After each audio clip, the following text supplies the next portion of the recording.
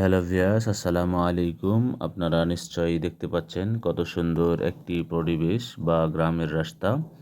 পুরোটাই শহরের আদলে গড়া। পাশে তেমন কোনো বাড়িঘর তেমন খুব কম আছে। শুধু আবাদি এবং ফসলি শস্য শ্যামল ভরা এই বাংলাদেশটা।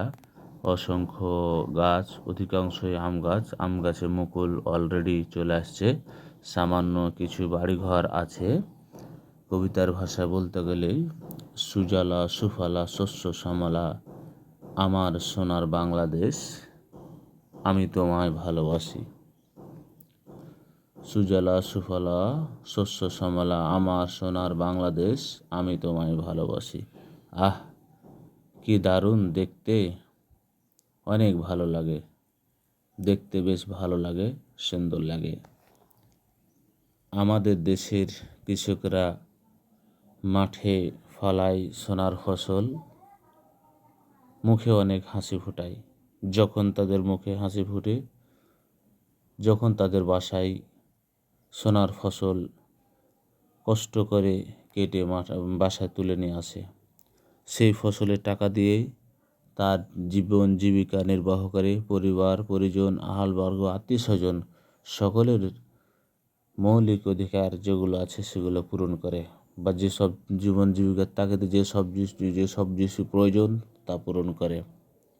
আমাদের দেশের কৃষকেরা মাঠে ফলায় ফসল, মোটা কাপড় আর মোটা ভাত খেয়ে তারা হয় সফল। অবশ্যই আমাদের যারা বাংলাদেশের কৃষক সমাজ আছে, তারা মোটা ভাত মোটা কাপড় পরেই তাদের জীবন জীবিকা নির্বাহ করে বা জীবন চালায়। এতে তারা সফল, এতে তারা খুশি।